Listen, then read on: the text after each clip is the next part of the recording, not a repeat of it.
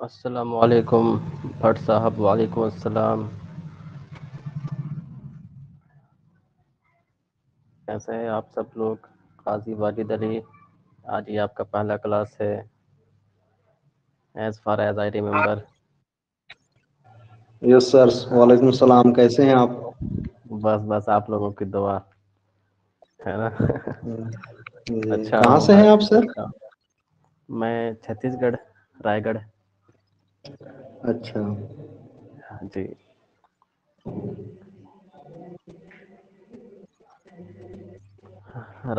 हिला Qureshi, Bhat Faheem, Mannat Rahman, Firdaus, Saima Rashid, an aspirant. Good name है ना, an aspirant of JRF। Firoz Alam, Zakaria, Khushal Mansoor भी आज हमारे साथ हैं, अब्दुल रहमान, रईस जिया, नूरी। चलो अब हम लोग क्लास शुरू करते हैं। वालेकुम अस्सलाम रहमान। तो मैं कुछ क्लासेस कैंसिल हो गया था क्योंकि ट्रीटमेंट वाज नॉट वर्किंग, और अब ये अच्छा काम कर रहा है, थोड़ा बेहतर है। तो चलिए हम शुरू करते हैं।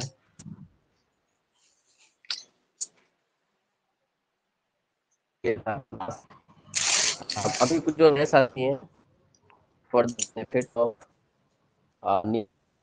स्टूडेंट्स, हम लोगों ने अभी तक डिस्कशन किया है कि टीचिंग कुछ बेसिक चीज़ों को हमने समझी। क्या है, एक सोशल है, टीचिंग क्या है। टीचिंग बच्चों में डिजायर गोल लाने की कोशिश है ना।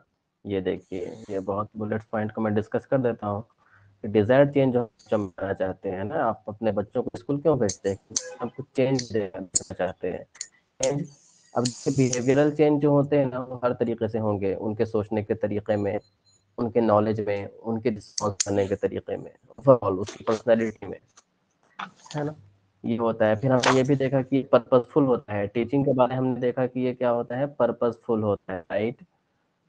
और ये कंटिन्यूस भी होता है। ऐसा नहीं है कि एक सेकंड में एक चीज आप बता दें किसी बच्चे को, ये वक्त लेती हैं और ये चलती रहती हैं।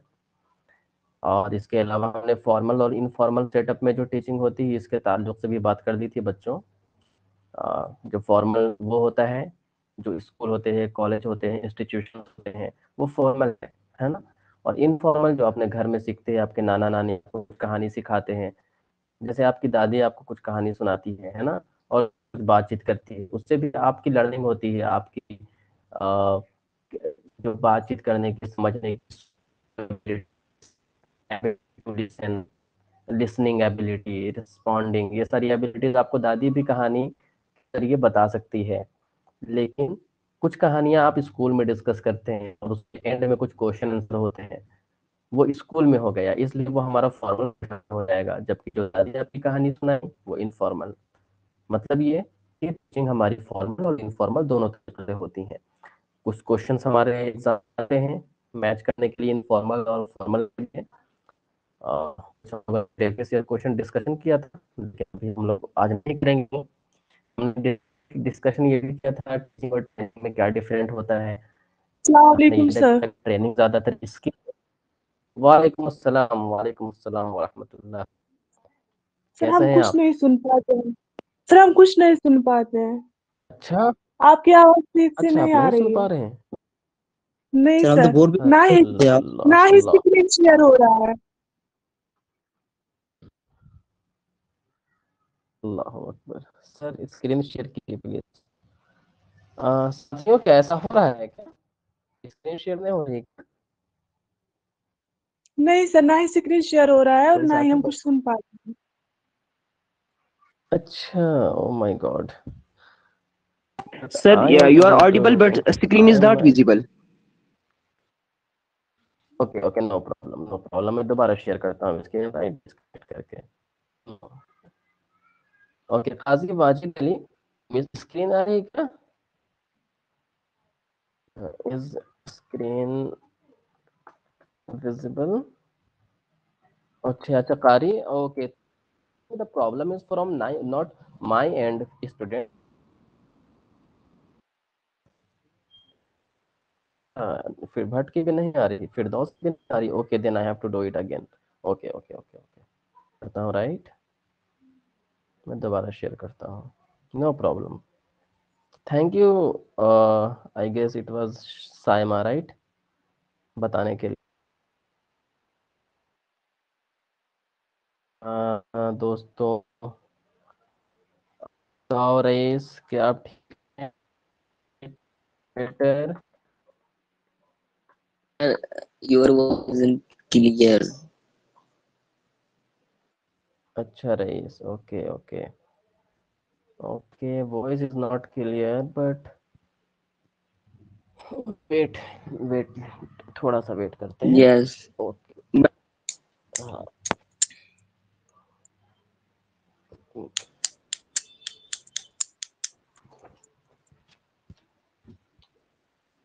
प्रॉब्लम दूसरे जो उनके साथ इंटरेक्ट होते हैं उन्होंने भी मुझे बताया था। now is visible, sir. अच्छा अच्छा अच्छा, great. Now it's visible. Now it's okay, sir. Now screen is visible. Okay, thank you everyone. Okay, Noorul, Firoz Aslam, Firoz Alam, okay, thank you. So let's start ना। तो जो डिस्कशन मैं कर लिया हूँ, I want repeat that again. हम लोगों ने अभी तक ये बातें की थी कि टीचिंग क्या है। तो आप लोग सुन पा रहे थे उस वक्त, ऑडिबल थे क्या, या मैं, अच्छा, I will try to sum up in 1 minute। So my time starts now. So students, अभी now I think that everything is okay. So I would request everyone कि यहाँ यस, चैट बॉक्स पे yes type करें if everything is okay, my voice and my screen both। मदद Rahmania, Firoz Alam, Manzoor Ahmad, yes, Qazi Wajid Ali, yes, Asma Ruqaiya, Noori, thank you everyone. I guess the problem has been sorted out and thank you for this attachment app as well that we are able to connect. Thank you. So let's start. I will try to sum up in 1 minute. So far, students, for the benefit of those who have joined today and were not in our last two class, सो अभी तक हमने discussion किया था what is teaching. Teaching के बारे में हमने समझा था कि टीचिंग इज सोशल प्रोसेस है। At the same time question answer के लिए हमने ये भी समझा था, लेकिन on the other hand learning जो होता है हमारा इंडिविजुअल एक्ट होता है, मतलब जाती चीज होती है। आप जो सीखते हैं वो जाती तौर पे सीखते हैं, लेकिन जो पढ़ाते हैं हम लोग तो वो सोशल प्रोसेस होता है। जैसे मैं आप लोग को पढ़ा रहा हूँ तो सबको मैं साथ में पढ़ा रहा हूँ, लेकिन आप लोग जो लर्न कर रहे हो वो आपका इंडिविजुअल है, राइट। लेकिन जैसे आप दूसरे को बताने लगोगे वो फिर सोशल हो जाएगा, ठीक है। फिर हमने देखा था कि टीचर क्या करता है, टीचर अपने इन लोगों को इन्फ्लुएंस करता है, क्योंकि टीचर का हम यह मानते हैं कि टीचर के बिहेवियर जो है, उनका नॉलेज है वो अच्छा है। तो वो जो अच्छी चीज है टीचर के पास, वो जो बच्चे हैं हमारे, पुपिल का मतलब स्टूडेंट, पुपिल का मतलब चिल्ड्रन होता है, ठीक है। तो वो टीचर से सीखेंगे, इन्फ्लुएंस होंगे। ये भी हमारा होता है, देखते हैं ना, अच्छे जो टीचर होते हैं हम लोग उससे इन्फ्लुएंस होते हैं। फिर हमने ये देखा कि टीचिंग क्या है, टीचिंग एक आर्ट भी है, एक साइंस भी है।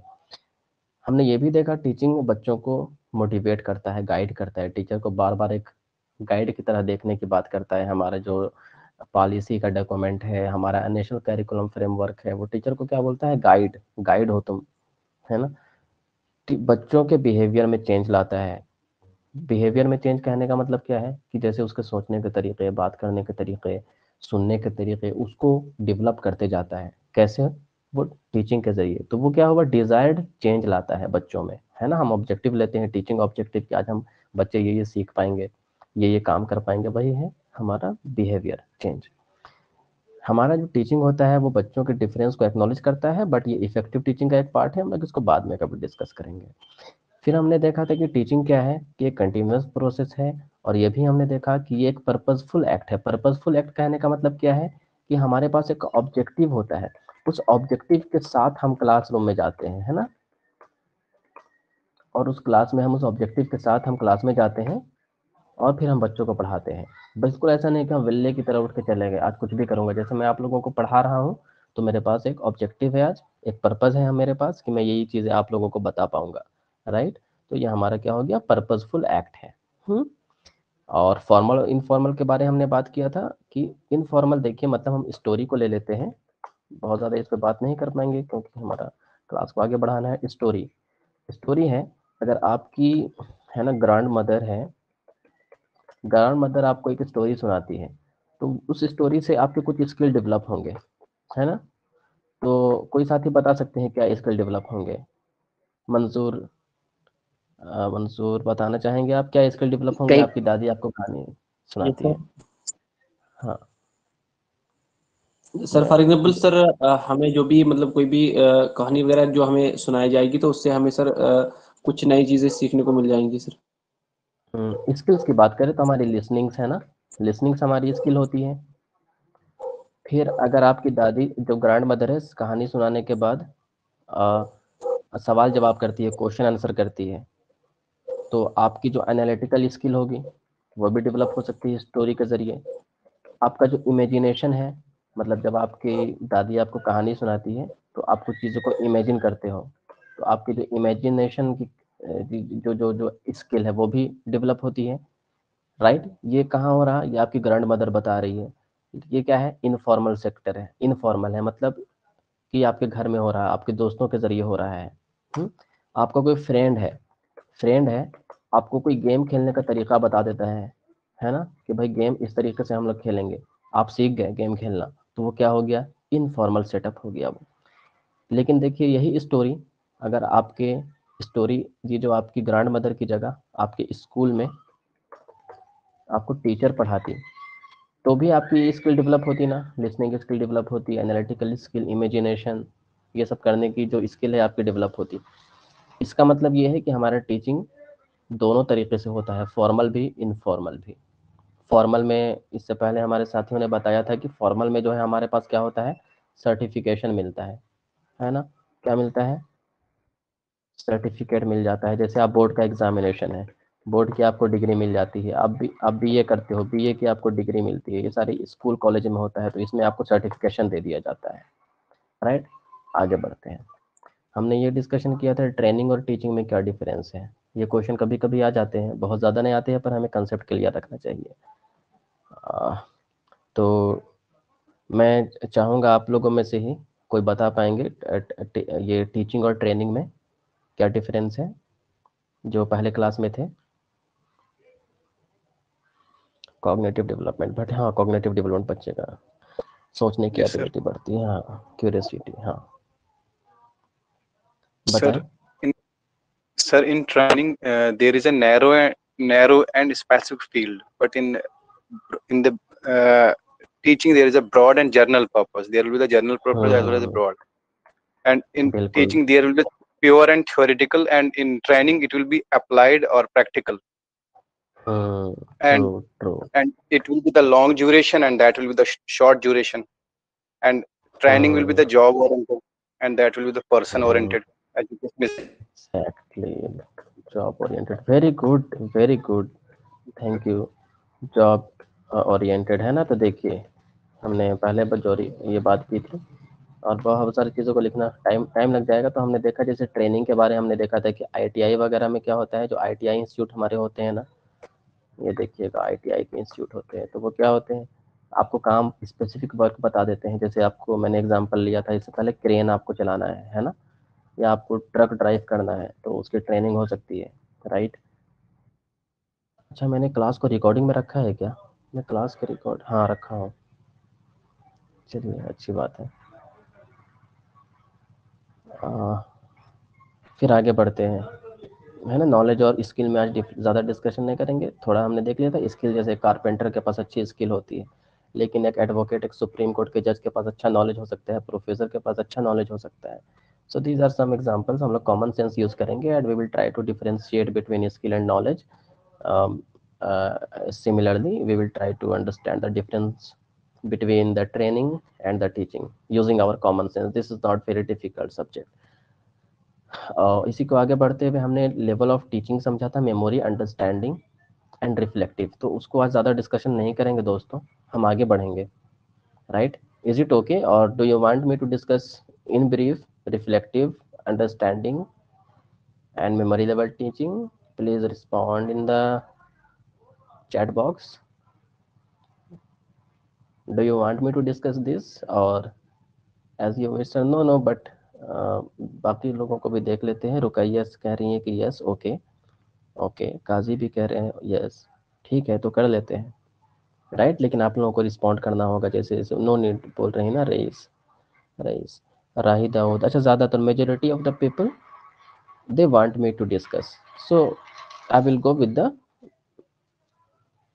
शमीम अख्तर, यस ब्रीफली, हाँ बिल्कुल ब्रीफली या ट्रू। सो और ऑल्सो याद रखना, ये बहुत बहुत ज़्यादा इंपॉर्टेंट है हमारा मेमोरी, अंडरस्टैंडिंग और रिफ्लेक्टिव। सबसे पहले तो जान लेते हैं कि इसके प्रोपोनेंट कौन है, मतलब ये मेमोरी लेवल को बताने वाले कौन है। तो ये जो बताने वाले हैं उनका नाम है हर्बर्ट, ठीक है ना। इन्होंने इसके बारे में मेमोरी लेवल को डिफाइन किया। फिर हम देखते हैं मेमोरी लेवल में क्या बताया। तो देखिए, ये मेमोरी लेवल जो है हमारा सबसे लोवेस्ट है।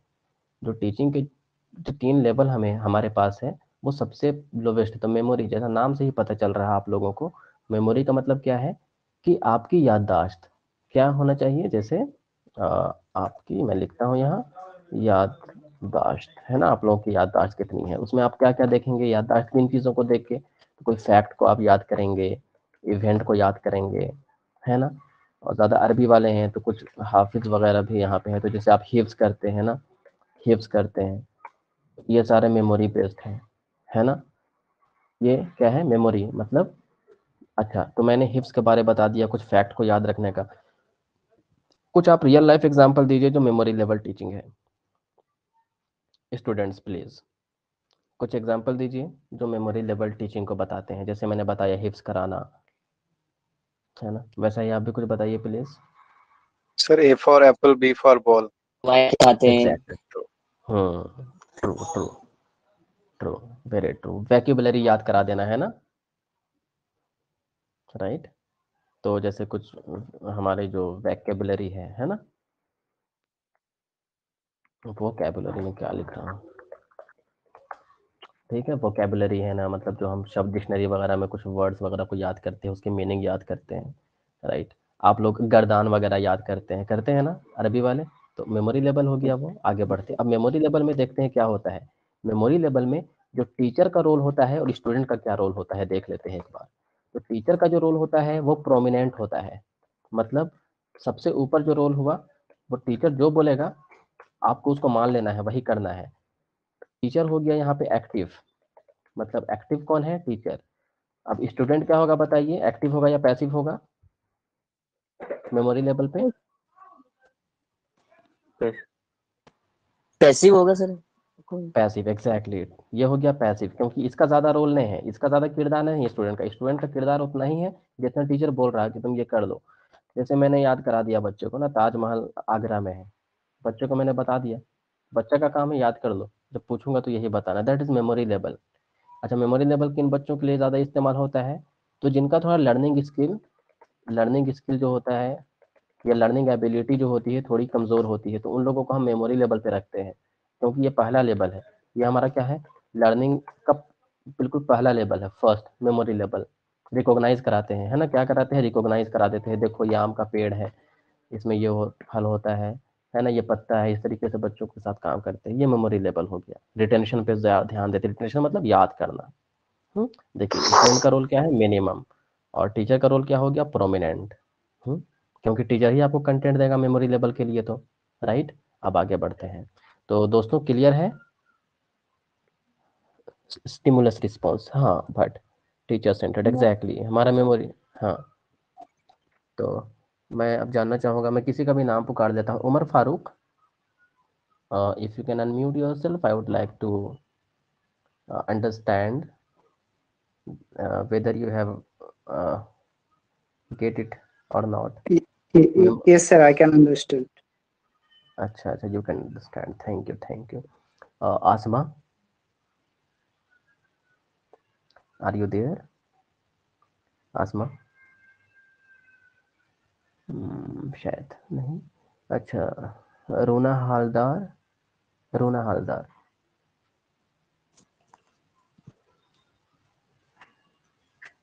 क्या आप बता सकते हैं मेमोरी लेवल आप समझ पाए हैं? हाँ सर, मेमोरी लेवल समझ में आ गया है सर। अच्छा, थैंक यू। तो हम आगे बढ़ते हैं ना। Okay, okay thank you. Sir. हाँ नहीं समझ में आया ना तो दोबारा बोलिएगा हम लोग, है ना।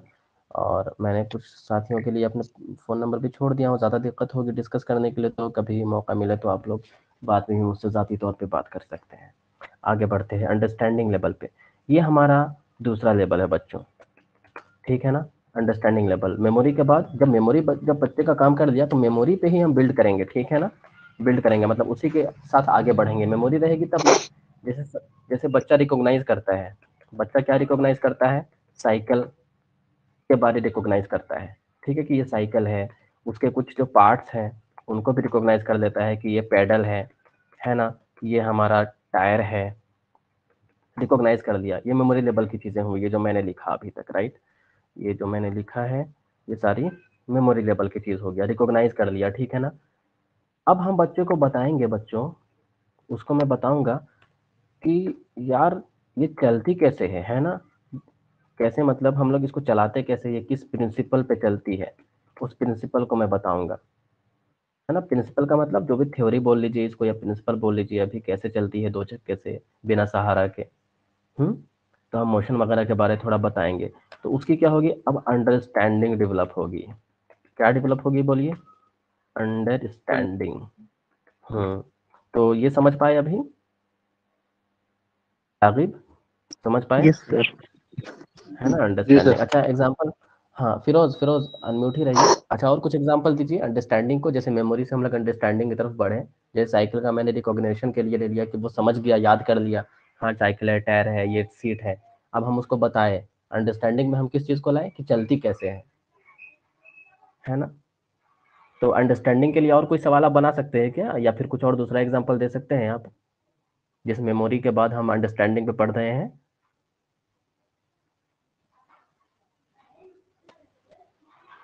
Yes sir. हाँ हाँ हाँ, बताइए कोई एग्जांपल दीजिए, ऐसा रियल लाइफ एग्जांपल दीजिए। रियल लाइफ एग्जाम्पल यही ले लो जो जहाँ मेंशन भी है, कॉम्प्रिहेंशन जैसे होता है तो उसमें हम्म जो है अंडरस्टैंडिंग को चेक किया जाता है। बिल्कुल बिल्कुल, generalization principle, true, insight, exactly true, very true but बिल्कुल हम जनरलाइजेशन करते हैं। क्या करते हैं देखिए, मैंने यहाँ लिखा भी है, कंप्रीहेंशन करते हैं ना। तो हमने छोटा, ये मैं थोड़ा सा डिफिकल्ट एग्जांपल ले लिया। हम इंटरप्रेट करते हैं, समराइज करते हैं, है ना। जैसे तो अब अंडरस्टैंडिंग हमें चेक करना है। मान लीजिए कि मैंने बच्चे को क्या किया, स्टोरी बता दी। स्टोरी में अब देखिए, स्टोरी में हमारा मेमोरी लेवल भी होगा और अंडरस्टैंडिंग लेवल भी होगा, दोनों चीजें आ सकती हैं। और अंडरस्टैंडिंग लेवल भी, जैसे ध्यान से देखिएगा इस चीज को, मेमोरी स्टोरी पे मेमोरी भी होगी। तो स्टोरी पे मेमोरी हमारा क्या होगा बच्चों, स्टोरी पे हमारा जो सर क्या होगा बता सकते हैं आप लोग कोई मेमोरी लेवल की चीज स्टोरी में? सर अगर उसको बोल दिया जाए कि समराइज करने के लिए, मतलब ये इंटरप्रेट करने के लिए। हाँ हाँ, सही सही, बिल्कुल बिल्कुल। पर मैं ऐसे सर पूछ रहा हूँ कि स्टोरी है ना, अभी जैसे कोई स्टोरी है, मान लीजिए फूल कुमारी की स्टोरी है। आप लोग सुने हैं फूल कुमारी की कहानी? कौन कौन सुना है? सर नहीं सुने नहीं हैं? सर। नहीं सर। अच्छा कोई सर बात नहीं। सर अच्छा नहीं सुने हैं। हाँ हाँ, बोलिए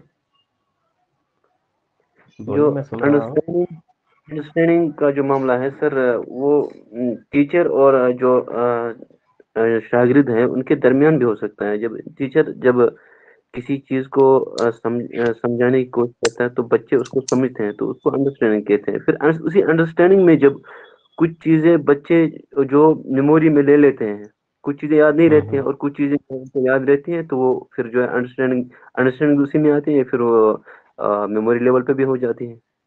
जी जी जी जी, बिल्कुल बिल्कुल ट्रू ट्रू। चलिए मैं एक और उसको आपको बता देता हूँ अंडरस्टैंडिंग के लिए, कि जैसे स्टोरी है। तो मान लीजिए स्टोरी में कुछ लिखा हुआ था कि मतलब कुछ कोई आदमी है वो 2000 में मर गया, है ना। है ना, कोई डेट था, या फिर कोई डेट था, मान लेते हैं कोई डेट था, इस डेट, अरे यार क्या टाइप हो रहा, कोई डेट था, उस डेट में वो क्या हो गया, डेट में वो क्या हो गया, वो मर गया। तो ये क्या हो गया, उसकी डेट डेथ हो गई, सर्टेन डेट में उसकी डेथ हो गई। तो ये हमारा क्या हो गया, मेमोरी लेवल की चीज हो गई, इसको आपको याद करना है ना। लेकिन उस स्टोरी में ये भी बताया था कि उसकी डेथ कैसे हुई, हाउ, राइट, डेथ कैसे हुई, उस स्टोरी में ये दिया हुआ था। तो जब हम बच्चे से पूछेंगे कि बताओ वो कैसे मर गया बच्चों, तो बच्चे बताएंगे जो भी वजह रहेगी, है ना, वही उसका इनसाइट है। उसमें उसे याद करने की जरूरत नहीं है, उसे समझने की जरूरत है क्यों मर गया। तो वो है गया अंडरस्टैंडिंग लेवल, है ना। जैसे कि हमारा कोई, मतलब जैसे हम बोलते हैं वर्ल्ड वार हुआ, world war, first world war कब से कब तक हुआ था बताइए, फर्स्ट वर्ल्ड वार 14 से लेकर 1914 से 1918 हाँ 14 से लेकर 18 तक। जी 18 तक हुआ था, ठीक है ना, 18 तक। तो ये तो आपके पास फैक्ट है। इसको ये आपने क्या यूज किया, रिटेंशन यूज किया अपना, मतलब क्या यूज किया, मेमोरी लेवल यूज किया, है ना, क्लियर है ना, मतलब याददाश्त आपने इस्तेमाल की। लेकिन मैं पूछूंगा तो क्या वजूहात थी, इंग्लिश में लिखता हूँ ना, what were the reason, main reason हम लिख देते हैं, है ना, 4 रीजन बोलेंगे, मेन रीजन, असल वजूहात क्या थी इसकी, ये युद्ध क्यों हुआ, ये वार क्यों हुआ। तो उसमें आप क्या यूज करेंगे, अंडरस्टैंडिंग लेवल यूज करेंगे, क्लियर है। यस तो everyone on the chat box, yes sir.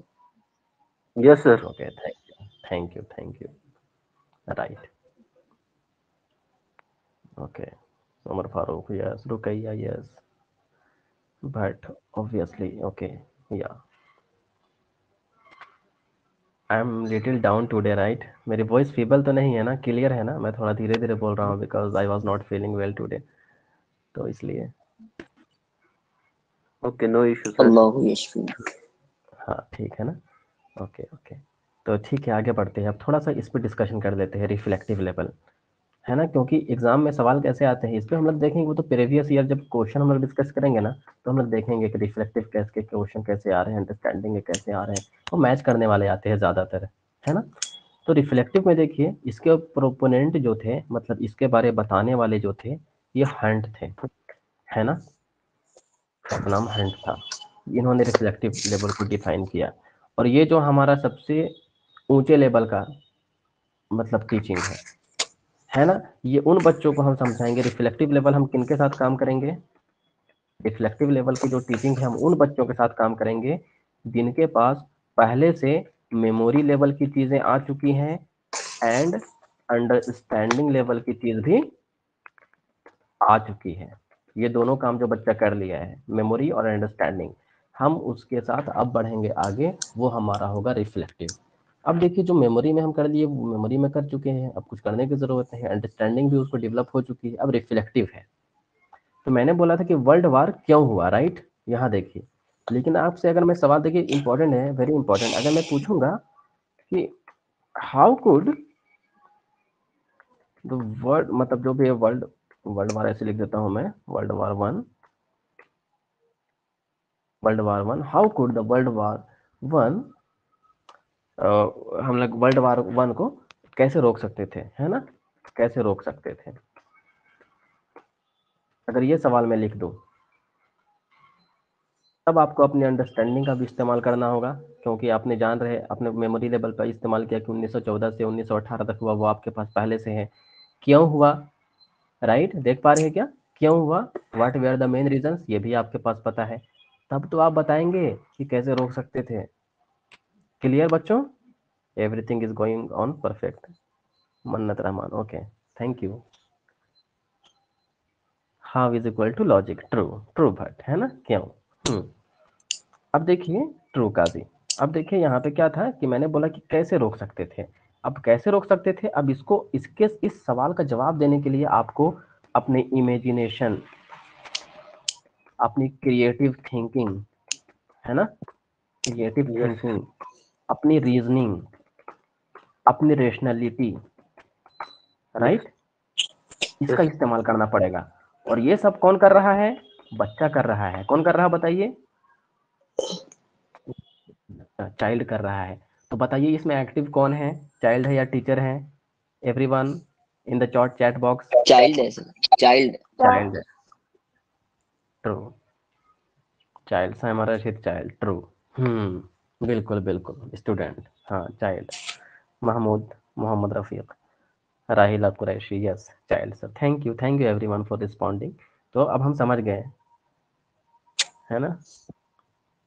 तो नो चाइल्ड।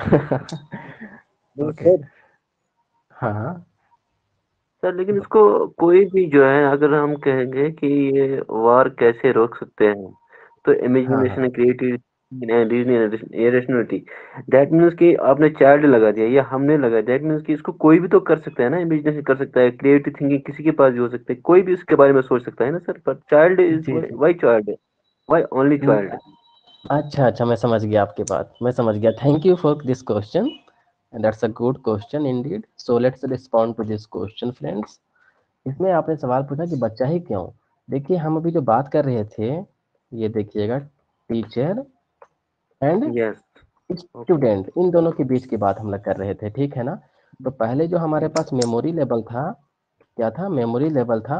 मेमोरी लेवल में ये हो रहा था कि टीचर जो हमारे थे ना, वो बच्चे को बता रहे थे कि वर्ल्ड वार इतना हुआ, या इस कहानी में ये इतने कबूतर थे, 4 कबूतर थे, इस तरीके से इसका नाम, एक मजदूर था, वो इस गांव में रहता था, है ना? टीचर बता रहा था और बच्चा क्या कर ओके, रहा ओके, था? याद कर रहा था। थैंक यू, तो टीचर, थैंक यू, स्टूडेंट यहाँ पे क्या हो गया? पैसिव हो गया मेमोरी लेवल पे, ठीक ना? समझ गए? यस यस यस सर, और टीचर क्या हो गया? एक्टिव हो गया, क्योंकि टीचर का ज्यादा काम हो रहा है यहाँ पे, ओके, थैंक है यू, ना? हाँ, अब हम रिफ्लेक्टिव में जाए, टीचर ने सवाल तो पूछ दिया, यस लेकिन यस, जो उसका असल जो मवाद है, जो सामने ला रहा है, वो कौन ला रहा है? ये रेशनैलिटी, क्रिएटिविटी, इन सारी चीजों को कौन पैदा कर रहा है? यहाँ पे बच्चा पैदा कर रहा है। बच्चे पे ज्यादा दबाव है यहाँ पे देखा जाए तो, और बच्चे की ज्यादा स्किल डेवलप हो रही है रिफ्लेक्टिव लेवल पे, है ना? उसकी क्रिटिकल थिंकिंग ज्यादा डेवलप हो रही है, हाईएस्ट लेवल ऑफ टीचिंग है, राइट? बच्चों यस, को एक प्रॉब्लम दे दिया गया है, ये देखो, ये प्रॉब्लम है, अब तुम्हें सॉल्व करना है। ये रिफ्लेक्टिव लेवल टीचिंग है। अब जैसे कि मैं बच्चे को प्रॉब्लम दे देता, जैसे अभी कुछ बच्चे हैं, मान लीजिए टेक्नोलॉजी वाले, उनको प्रॉब्लम दे देता, यार देखो टीचमेंट पे काम होने रहा है, तो अब हम लोग कैसे करें? तो वो अपना दिमाग लगाता, वो कुछ चीज क्रिएट करता है ना, क्रिएटिव वर्क करता है, कि उसके सबके कॉन्स एंड प्रॉन्स को एनालाइज करता, क्या करता? एनालाइज करता, देखता कि कितने बजे टाइमिंग होती है, पूरा दिमाग लगाता, उसके बाद बताता कि सर ऐसा कीजिए, जूम पे आ जाइए, ऐसा, या जो भी बोलता वो, तो वो रिफ्लेक्टिव है ना? क्योंकि रिफ्लेक्टिव में उसने वो नॉलेज दिया जो पहले से नहीं था, न्यू नॉलेज उसने क्रिएट करके दे दिया, है ना? अपने लेवल पे न्यू नॉलेज उसने क्रिएट किया, राइट? लेकिन क्या वो मेमोरी लेवल पे न्यू नॉलेज क्रिएट कर रहा था बच्चा? सर मेमोरी में एक्टिव टीचर, हाँ ठीक है, ट्रू ट्रू, रुकैया, हाँ हाँ रुकैया, सही सही सही, बिल्कुल बिल्कुल। आज हमारी क्लास ठीक चल रही है ना? कोई टेक्निकल प्रॉब्लम तो यस, नहीं हो रहा? बहुत बढ़िया, चलिए आगे बढ़ते हैं, ठीक? सर आज ठीक चल रही है। अच्छा चलिए, माशाल्लाह। तो ये रिफ्लेक्टिव। अब हम लोग आगे बढ़ेंगे, ब्लूम्स टेक्सोनॉमी को समझेंगे आज, ठीक है ना? हम लोग ब्लूम्स को देखेंगे। ब्लूम्स जो टेक्सोनॉमी है, इसको बाद सर में बिफोर एक डेविड, sir sir before that sir, इसको से पहले sir, actually in memory level it is only teacher centred, and in ULT it is both teacher as well as student. True true true, ये both है, but बिल्कुल बिल्कुल, ये both है, actually, balanced है, हाँ yeah, actually, and बिल्कुल। someone was writing that it is a student in understanding this active. I think it's both. They are not think it's confirmed. It's both, because here it is the intellectual behavior. I अच्छा हाँ, रुकैया ने लिखा है understanding में active student, हाँ हाँ, understanding में दोनों है, ये दोनों है रुकैया, है ना? थैंक यू फॉर करेक्टिंग, हाँ, thank you. sorry for interruption. अरे नहीं नहीं नहीं, यू आर मोस्ट वेलकम यार, इस तरीके से ही तो क्लास हमारी चलेगी, है ना? मुझे अच्छा लगा। सर फिर हम बोल थैंक यू। सकते हैं अंडरस्टैंडिंग में teachers and student both are active. हाँ हाँ हाँ, बिल्कुल बिल्कुल Actually, बिल्कुल बोल active is सकते हैं। everywhere. Sir, if you talk about the active in all three stages, everyone is active. सब तीनों स्टेज में हर एक एक्टिव है, बट यहाँ पे हमको इंस्ट्रक्शन किसके जरिए से ज्यादा दी जा रही है, दैट्स द पॉइंट। हाँ ट्रू ट्रू, एक्टिव दोनों है, हाँ। Active is everywhere. Active in every step, in every phase of teaching. All are active, बिल्कुल but we need to see बिल्कुल who is giving the instructions.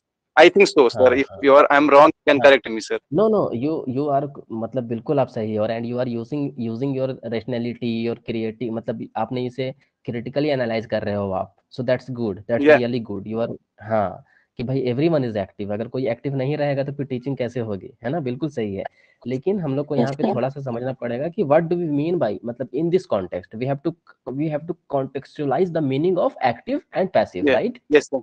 Yes, sir. Yes, हाँ sir. so when we contextualize and define the meaning of active and passive in this context and for this purpose then it makes sense right how in reflective level a children is active learner and how in memory level he is passive learner so is it clear Yes, sir. Yes, हाँ sir. You can continue, sir. हाँ नहीं Akhtar democratic या reflective democratic as well या true ठीक है नहीं Akhtar very good तो साथियों हमारा रिफ्लेक्टिव में क्या हो गया ये डेमोक्रेटिक भी है क्योंकि डेमोक्रेटिक क्यों है इफ समबडी आस्क्स यू कि भाई रिफ्लेक्टिव क्यों है तो हमारे पास रिफ्लेक्टिव इस डेमोक्रेटिक क्यों है ये हमारा reflective that's a good question would any of you try to respond this question how is it democratic क्यों है ये Obviously, democratic sir, it is totally depend on the student. There is no there is involvement of nothing involvement from anyone because it is totally problem centered. R RTL. It is totally problem centered. So that's the problem reason. centered exactly that's the reason true that's good attempt to make it more clear you can see the children have been given full autonomy right आप देख रहे हैं बच्चे को क्या दिया गया है फुल ऑटोनॉमी देख रहे हैं ना कि उनको अपनी रीजनिंग अपनी रेशनैलिटी वो खुद का यूज कर रहे हैं सेल्फ क्रिएट कर रहे हैं है ना इसलिए इसको हम लोग डेमोक्रेटिक करेंगे क्लियर जस्ट लाइक पीएचडी हाँ यार है ना इट मींस उल में चाइल्ड एक्टिव है यूआई में हाँ चाइल्ड एक्टिव है ट्रू हाँ क्या रिफ्लेक्टिव लेवल को एक्सप्लोरेटरी लेवल बोल सकते हैं I am not sure about this Runa so I would reframe my self from commenting on this और हम लोग इस पर डिस्कस कर सकते हैं बट इस तरीके के सवाल आते नहीं हैं ऑफ कोर्स ये आपका पीएचडी का थीसिस के लिए एक अच्छा क्वेश्चन हो सकता है राइट एक रिसर्च पेपर का so that's good question but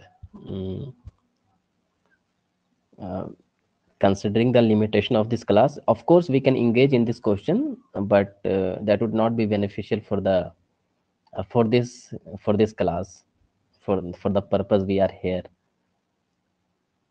ठीक है ना तो let's move on can we move on to the Bloom's taxonomy now yes Rupaya yes okay good Saima राशि थैंक यू अच्छा किन लोगों ने पहले से वाकिफ है how many of you are familiar already familiar with Bloom's taxonomy and have little understanding about it आप में से कोई ऐसे हैं जिनको पहले से पता है ब्लूम्स टेक्सोनॉमी के बारे में जो बीएड किए उनको तो पता ही होगा नो अच्छा नईम को पता है बट यस सर बट साहब को ही पता है राशिद अच्छा कोई बात नहीं we will discuss Saima Rashid no okay so I think Tanuja Akhtar oh means no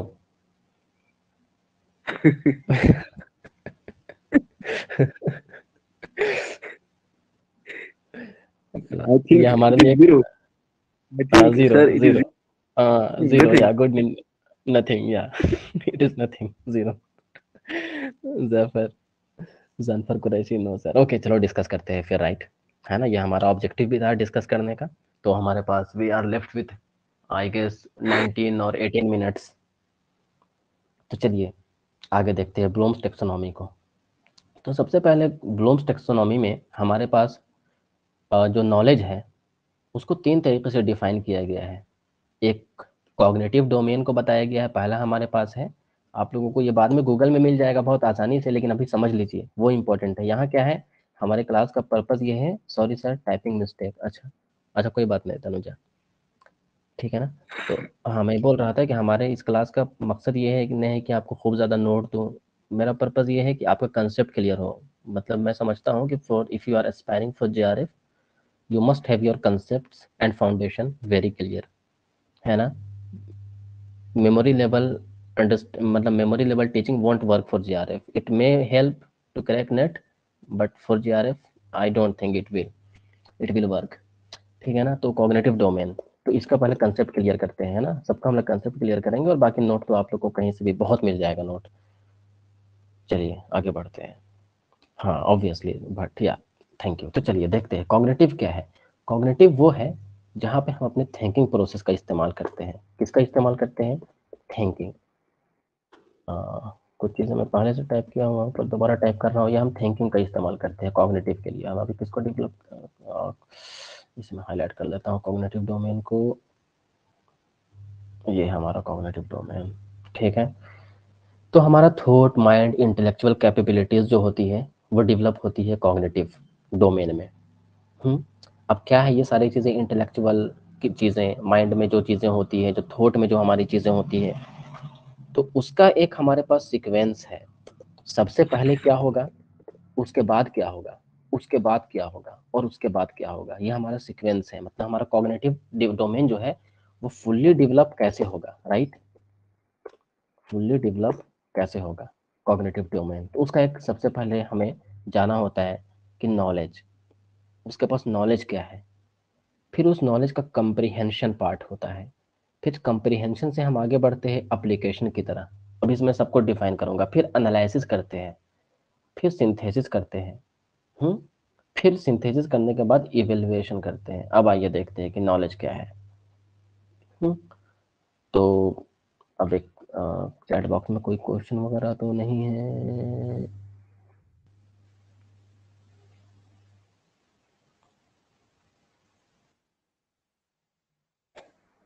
एक मिनट लाइन में रहेंगे आप लोग थोड़ा सा।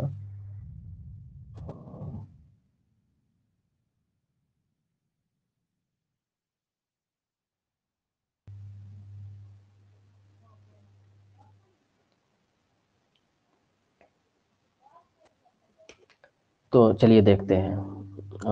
आयशा, मैं थोड़ा रिक्वेस्ट एक्सेप्ट कर देता हूँ ना, चैट बॉक्स बहुत सारे रिक्वेस्ट आए हुए स्टूडेंट के, थोड़ा मैं एक्सेप्ट कर देता हूँ इन्हें, थोड़ा सा वक्त चाहिए।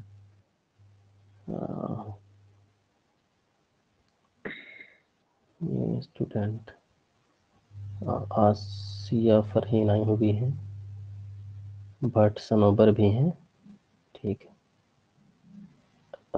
अच्छा, एक राहुल अमीन है, तो आप जानते हैं कि कोई रिस्क चैट, रूहुल लिखना था, इन्होंने राहुल अमीन लिखा है, मैं फिर भी एक्सेप्ट कर देता हूँ। चलिए बस राहुल, हाँ, नजमुल हक, ठीक है, ये भी एक्सेप्ट कर देना चाहिए, है ना। कुछ ऐसा मैं रिक्वेस्ट करूंगा क्योंकि रियल नेम से आएंगे ना, तो 3H, head, hurt, hand, okay. अच्छा नॉलेज, हाँ नॉलेज के बारे में एक और चीज़ होती है, आप लोग जो इंटरेस्टेड हैं कि व्हाट इज़ नॉलेज, ये बहुत मतलब फिलोसफी के लिए व्हाट इज़ नॉलेज, एक मिनट, फिलोसफी के जो स्टूडेंट होंगे उनके लिए बहुत दिलचस्प है ये नॉलेज को, व्हाट इज़ नॉलेज, किसको नॉलेज कहेंगे, ये जानना।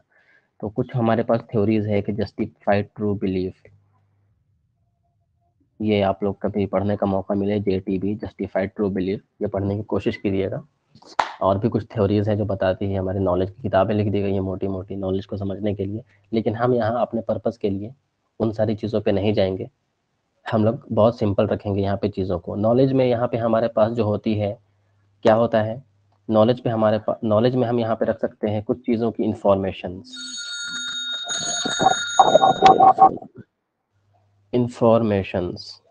राइट। कुछ चीज़ों का इंफॉर्मेशंस वगैरह हमारे पास हो सकता है, वो हम उसको इस तरह अभी नॉलेज की तरह देखेंगे यहाँ पर, है ना। कुछ फैक्ट्स हो सकते हैं, उसको हम नॉलेज की तरह यहाँ पे डिफाइन करने की कोशिश करेंगे।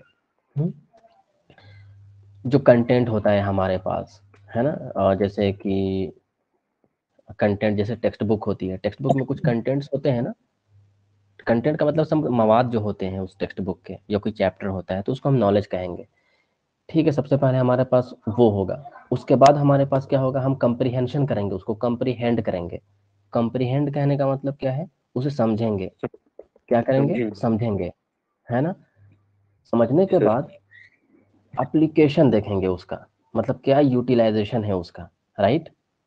हम क्या करेंगे, यूटिलाइजेशन, कैसे उसको यूटिलाइज किए, कैसे उसको अप्लाई करें उस नॉलेज को। मान लीजिए कि हम किसी चीज़ को समझ गए, जैसे मैंने जान लिया किसी चीज़ के बारे में, अब उसे प्रैक्टिकली करना है। एप्लीकेशन जो है प्रैक्टिकल होगा। अब प्रैक्टिकल का मतलब हमेशा लैब वाला प्रैक्टिकल मत समझिएगा। प्रैक्टिकल का मतलब कि आप अपने राइटिंग स्किल का भी प्रैक्टिकली देख सकते हैं, है ना। आप आपने कोई पोएम लिखी तो आप प्रैक्टिकली पोएम लिख करके भी देख सकते हैं, कुछ छोटी मोटी स्टोरी भी लिख सकते हैं, है ना। कुछ आप मजमून भी लिख सकते हैं। ये सारी चीज़ें आपकी प्रैक्टिकल चीज़ें हैं। आपने जाना मजमून क्या होता है, फिर कुछ मजमून को आपने समझा, है ना। फिर मजमून लिख करके आप देख रहे हो, जो आपकी अंडरस्टैंडिंग बन गई, इसके जरिए आप लिख करके देख रहे हो, अप्लाई कर रहे हो, है ना। आपने लिख लिया मजमून, चलिए मजमून का ही एग्जांपल लेके चलते हैं।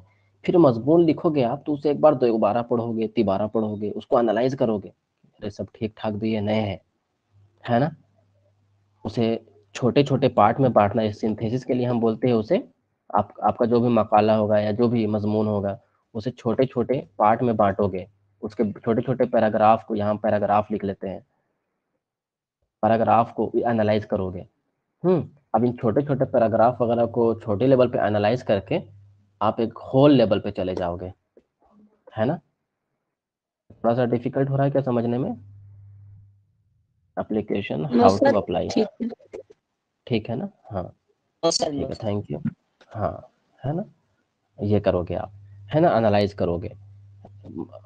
फिर उसके बाद आप क्या करोगे, वो जो आपने छोटे छोटे लेवल पे एनालिसिस किया था, जब, सॉरी कहाँ गया मैं, एनालिसिस वाले पार्ट में था, ये देखिए एनालिसिस वाले पार्ट पे मैंने जब छोटे छोटे लेवल पे आपने एनालिसिस किया, उसके बाद सिंथेसिस करोगे, माने उनको जोड़ोगे।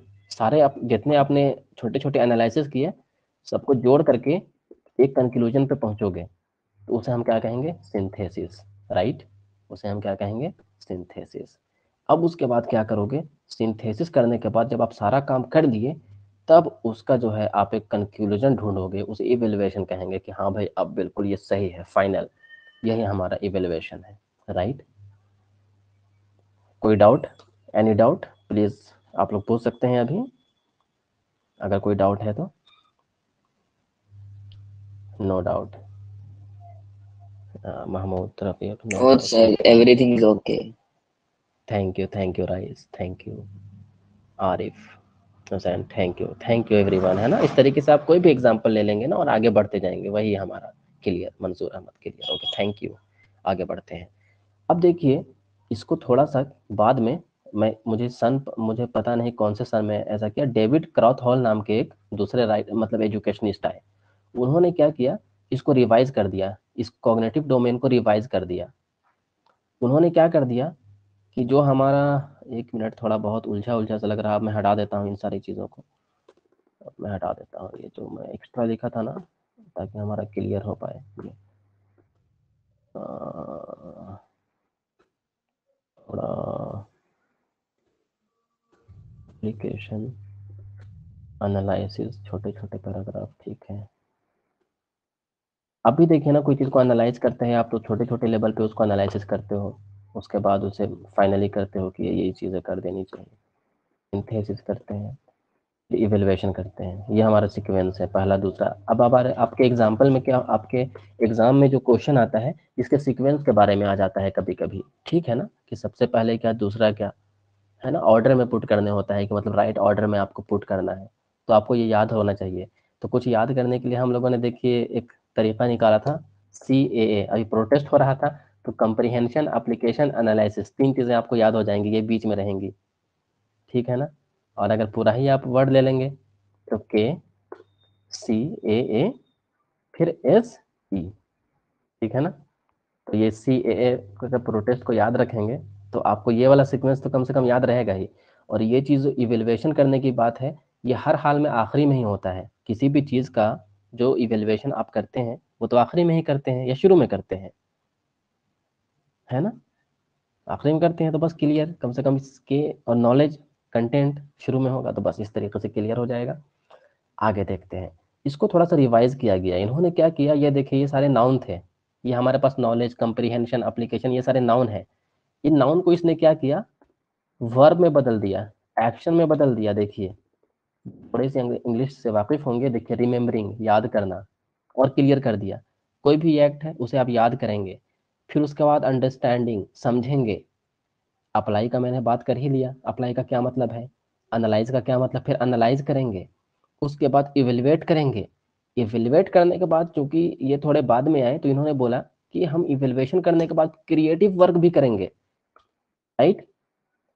हाँ KC2, हाँ SE, हाँ ये भी अच्छा है, नहीं मुख्तार सही है, राइट। तो ये हमारा ये हो गया था, इसको थोड़ा सा रिवाइज कर दिया गया ये वाले पार्ट को, ये आप देख सकते हैं, रिमेम्बरिंग, अंडरस्टैंडिंग, अप्लाइंग, एनालाइजिंग। देखिए यहाँ पे नॉलेज की जगह खाली रिमेंबर आ गया, कंप्रीहेंशन की जगह अंडरस्टैंडिंग, तो आप लोग जानते ही है, ये भी तो ठीक ही है, कोई दिक्कत नहीं है। एप्लीकेशन की जगह अप्लाइंग हो गया, एनालिसिस की जगह एनालिसिस ही है, सिंथेसिस की जगह क्या हो गया, इवेल्युएशन। जो इवेल्युएशन आपका यहाँ पर था, वो इवेल्युएशन यहाँ पे इस नंबर पे आ गया, सिंथेसिस हो गया गायब। और सिंथेसिस को हटाकर इन्होंने क्या कर दिया, क्रिएशन, क्रिएटिंग, मतलब नई चीज को बनाना, ही रिमूव सिंथेसिस, बिल्कुल, है ना। और बाकी सबको एक्शन में बदल दिया, तो बिल्कुल आसान है ये भी समझना। ओके, तो अब हम लोग आगे बढ़ लेते हैं। अब देखिए एक और डोमेन है, थोड़ा आप लोग घर में पढ़ के आइएगा, अगले क्लास में कोशिश करूंगा। अब हमारे पास 2 या 5 मिनट बचे हैं। अफेक्टिव डोमेन, है ना। अफेक्टिव डोमेन क्या होता है, अफेक्टिव डोमेन का मतलब है, हम देखिए स्कूल जाते हैं तो खाली कंटेंट तो सीख के आते नहीं हैं, हम कुछ एटीट्यूड भी अपने अंदर लाते हैं, है ना, कुछ वैल्यू अपने अंदर लाते हैं। हम्म? और क्या लाते हैं, लव, अफेक्शन, दूसरे लोगों को समझना, ये सारे क्या है, वैल्यूज हैं, है ना। वैल्यूज है, एथिक्स है, राइट। आप लोग भी कुछ फीलिंग वाली चीजें लिख के भेज, लिखिए चैट बॉक्स पे, इसी तरीके की चीजें अरबी में भी लिख सकते हैं, है ना। अरबी में नहीं, उर्दू में लिखिए, मैं अरबी बहुत ज्यादा नहीं जानता हूँ, बहुत ज्यादा क्या जानता फीलिंग्स। ही नहीं हूँ, बस पढ़ता हूँ। हाँ, फीलिंग से रिलेटेड क्या क्या चीजें आप स्कूल में सीखते हैं या अपने एनवायरनमेंट में सीखते हैं, बताइए, जो हमारे फीलिंग पे रिलेटेड हो।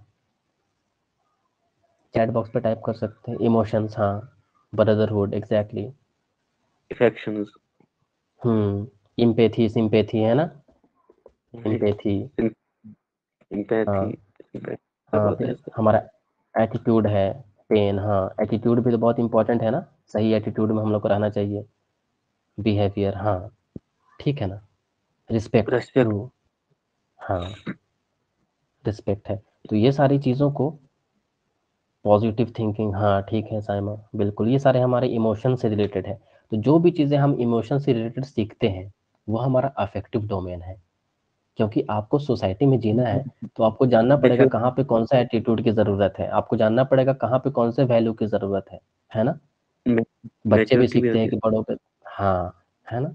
आपको पता है किस चीज़ से आपको लव करना है, किस चीज़ से हेट करना है, ये चीज़ें आप सीखते हैं, ऐसा नहीं कि आप पहले से सीख करके आ जाते हैं, है ना। कौन से वैल्यूज को हमें सोसाइटी में जगह देनी है और कौन सी चीज़ों को सोसाइटी में जगह नहीं देनी है, ये सारे अफेक्टिव डोमेन के पार्ट है, राइट। अब देखिए हम सीखते कैसे हैं, इसके हमारे पास क्या है, सीक्वेंस है, माने पहले नंबर पे क्या, दूसरे नंबर पे क्या। तो सबको मैं थोड़ा थोड़ा डिस्कस कर देता हूँ। देखिए सबसे पहले तो हम उसकी तरफ अटेंशन देते हैं कि भाई ये क्या चीज़ है, उसको एक्सेप्ट करते हैं, मतलब कुछ बताया जा रहा क्लास है तो हम उसे अटेंड करेंगे, है ना, उसे रिकॉग्नाइज करेंगे, पहचानेंगे, है ना। पहला काम तो ये करेंगे, पहचानने का काम है, उसकी तरफ ध्यान देने की ज़रूरत है। जो भी वैल्यू है, जो भी एटीट्यूड अभी आपको सिखाया जाएगा, उसको, जैसे अभी आप लोग हैं, आप लोगों को सीखना है, तो आप लोग सुन रहे हो, अटेंशन पे कर रहे हो, सबसे पहले नंबर पे ये काम करना है। उसके बाद आप रिस्पॉन्ड करते हो, आप मेरी बात सुन रहे हो तो आप लोग रिस्पॉन्ड कर रहे हो, तो ये देखिए रिस्पॉन्डिंग है, रिसीविंग, उसके बाद क्या करना है, रिस्पॉन्ड करना है, मतलब आप देख लिए, है ना, समझ लिए, अब उसमें आप रिस्पॉन्ड करोगे।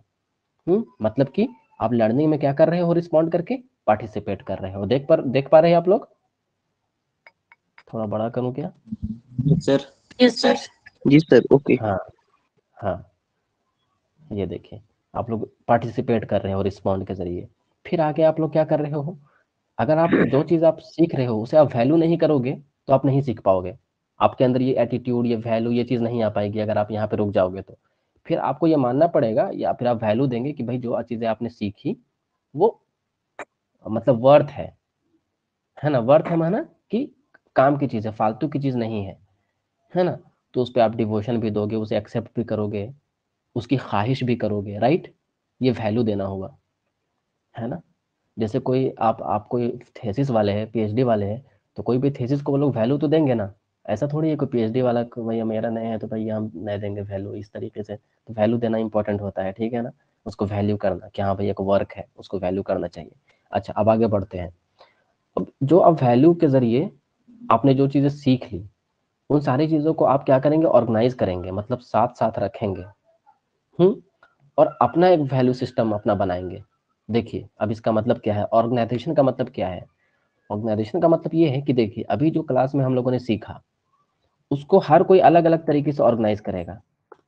ऑर्गेनाइज करने का मतलब सिस्टमेटिकली रखेगा। और थोड़ा डिफिकल्ट तो नहीं हो रहा समझने में। अलग अपना अलग एक तरीके से सारे लोग एक व्यू अपनी देता राय है। कायम करेंगे। हाँ, राय अपना राय एक कायम करेंगे सारे लोग, हाँ है ना, राय कायम करेंगे सारे लोग अपने अपने तरीके से। वही क्या हो गया, वही हो गया हमारा ऑर्गेनाइजेशन। जो आप राय कायम कर रहे हैं वही हमारा ऑर्गेनाइजेशन है उस ताल्लुक से, है ना। आप अब हर कोई की यूनिक राय हो सकती है ना, यूनिक वैल्यू सिस्टम हो सकता है ना, हाँ या नहीं यस बताइए। बिल्कुल यस हो सर। सकता है, यही तो है ऑर्गेनाइजेशन। लेकिन यहाँ तक आप ऑब्वियस। पहुंचेंगे कैसे, जब तक आप इन सारे फेज से गुजर जाएंगे, जब तक आप इन सारे फेज से गुजर जाएंगे, रिसीविंग, रिस्पॉन्डिंग, वैल्यूइंग। अब देखिए आपने जो चीजें सीख ली किसी एटीट्यूड को सीखने के लिए, ये सारे जब आपने स्टेप्स को पूरा कर लिया, तब आप जाओगे उसके कैरेक्टराइजेशन पे। कैरेक्टराइजेशन का मतलब ये हो गया कि आप उसे इंटरनलाइज कर लिए। इसको और मैं कैसे बोल सकता हूँ इंटरनलाइज को,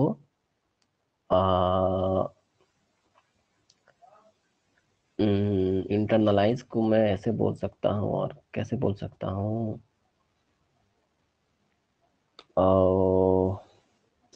कि इसके लिए दूसरा मेरे पास लफ्ज नहीं आ रहा। कोई मेरी मदद कर सकता है क्या यहाँ पे, कि इसका मतलब ये है कि जो चीजें आपने सीख ली, अब आपका जो बिहेवियर होगा, जो आपके जो एटीट्यूड होगा, वो जो सीख चुके हो, जो आप लर्न कर चुके हो, है ना, उसी के अकॉर्डिंग होगा, उसी के अकॉर्डिंग होगा। मतलब आप उसको अपने कैरेक्टर में ढाल लिए, बोलते हैं ना। हाँ, कैरेक्टर में ढाल लेना, बोलते हैं ना, कैरेक्टर में ढाल लो, आप अपनी शख्सियत में ढाल लो, बोलते हैं ना। खुद शिनासी सोचे थे सर। हाँ, शख्सियत जो का, सीखा है उसकी झलक। बिल्कुल। ये देखिए आप खुद लोग उर्दू वाले हैं तो हाँ खुद ये देखिए बताएं जी, शख्सियत का हिस्सा बना लेना, है ना। कुछ चीज़ें ऐसी होती जो आपकी शख्सियत का हिस्सा बन जाती है, वही तो कैरेक्टराइजेशन है। तो ये वाला थोड़ा सा टफ होगा हमको लगता है, अफेक्टिव डोमेन। लेकिन देखिए जो शख्सियत का हिस्सा कैसे बनता है कोई भी एटीट्यूड, कोई भी वैल्यू, तो इन फेज से गुजरने के बाद बनता बात। है, सॉरी ये, हाँ ये 4 फेज। तो मेरे ख्याल से 8 बज चुके हैं। और आप लोग एक बार चैट बॉक्स में बताएं आज का क्लास कैसा रहा। नाइस। अच्छा रहा, थैंक यू। और कुछ सवाल वगैरह है तो पूछ सकते हैं अभी। Thank you, thank you Naeem, Aavesham, thank you. Mind blown, sir अरे बहुत यार ऐसा मैंने क्या कर दिया, इंफॉर्मेटिव। है ना। हाँ, sir thank you lot. Yes, too good. Welcome, thank you Mohammad Rafiq, Runa बहुत हादार, अच्छा। Very good sir, thank you. हाँ नूरी, ठीक है ना। तो मुझे अच्छा लगा आप लोग रिस्पॉन्ड करते हो, और मेरा ऑब्जेक्टिव यही है कि कॉन्सेप्ट क्लियर होना चाहिए, ना कि आपको याद रखना है ज़्यादा। कितनी चीज़ें याद बस। रखेंगे। आज फर्स्ट नहीं काजी, आज ये 3rd क्लास है। बट सर हमने आज पहली क्लास की है। अच्छा अच्छा अच्छा, सॉरी सॉरी, है ना, कोई बात नहीं।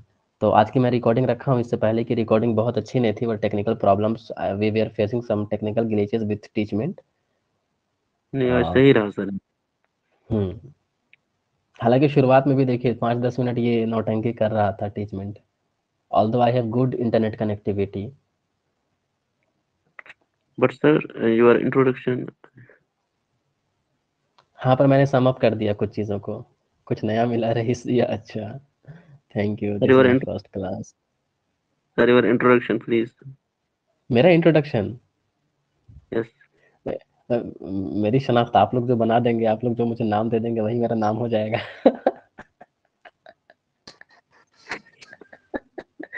है ना? सर introduction होगा तभी तभी फिर इफेक्टिव डोमेन जो हो जाता है सर। बहरहाल तो खैर मेरा नाम मोहम्मद हसन है और मैं भी समझिए एक स्टूडेंट ही हूँ। अच्छा, किस यूनिवर्सिटी से हैं आप? अच्छा बताऊंगा काजी इंशाल्लाह, फिर कभी हम लोग इनफॉर्मल डिस्कशन रखेंगे, है ना? मन्नत रहमान, अस्सलाम वालेकुम अस्सलाम मन्नत। तो चलिए, जो साथी अब जाना चाहते हैं वो जा सकते हैं, हम लोग अपने क्लास को रैप अप कर चुके हैं और इंशाल्लाह आगे की क्लास में मैंने आइडिया ये था ना, मेरे पास आज का प्लान ये था, मैं पूरा नहीं कर पाया। ये साइकोमोटर डोमेन को भी करना था आज दोस्तों। साइकोमोटर कहने का मतलब आपका फिजिकल मूवमेंट, जैसे बच्चा जब सीखता है तो बच्चा चलना कैसे सीखता है ना? या कोई उसको चम्मच पकड़ना कैसे आता है, हम लोग साइकोलॉजी पे भी ध्यान देंगे। आप साइकिल चलाना सीखते हैं या गाड़ी चलाना सीखते हैं, वो सारा फिजिकल मूवमेंट है ना? आप बाइक चलाना सीखते हैं, ये फिजिकल है, ये कैसे होता है ये देखिए सबसे पहले ऑब्जर्व करते हैं। ये मैं कल डिस्कस करूंगा। फिर उसके बाद मैंने ना मेथड ऑफ टीचिंग पे भी आज डिस्कशन करना था साथियों, कि कौन कौन से मेथड होंगे, चाइल्ड सेंटर्ड मिक्स हो सकते हैं, है ना? लेक्चर, ये सारे मेथड हम लोग को डिमॉन्स्ट्रेशन, सेमिनार, वर्कशॉप, कॉन्फ्रेंस, इस पे काम करना था, बात करनी थी। फिर उसके बाद मैक्सिम्स ऑफ टीचिंग हम लोगों को बात करना था साथियों। ये देखिए बहुत इंपॉर्टेंट था मैक्सिम्स ऑफ टीचिंग, कि सिंपल से कॉम्प्लेक्स की तरफ जाते हैं, नोन टू अननोन जानते हैं इसका क्या मतलब है, seen to unseen, concrete to abstract. जो थोड़ी मोड़ी अंग्रेजी समझेंगे वो तो समझ जाएंगे, होल टू पार्ट, राइट, है ना सर? ये प्लीज नेक्स्ट क्लास के लिए रखिए। हाँ हाँ साइमा, बिल्कुल नेक्स्ट क्लास के लिए, है ना? ठीक है ना? टाइम टू नमाज, हाँ ठीक है, चाहिए, मैं भी जाऊंगा। हाँ सर, ये 1 आवर का क्लास है। हाँ 1 क्लास का ही है ना? मैं चाहता हूँ कि बहुत ज़्यादा क्लास आप लोग की ना हो, हाँ, जो क्लास हो इफेक्टिव हो, कम वक्त में हम लोग को इफेक्टिव रहना है। 7 बजे शुरू होती है सर? हाँ 7 बजे शुरू हो जाते हैं अल्हम्दुलिल्लाह, और 8 बजे हम लोग ख़त्म करते हैं। ओके सर, अल्लाह हाफिज। अल्लाह हाफिज़, अल्लाह हाफिज़। चलिए फिर मैं क्लास को ख़त्म करता हूँ ना, एक्सिट करता हूँ, ठीक है ना? चलिए, अस्सलाम ओके। वालेकुम सबको, अपना ख्याल रखें और पढ़ें।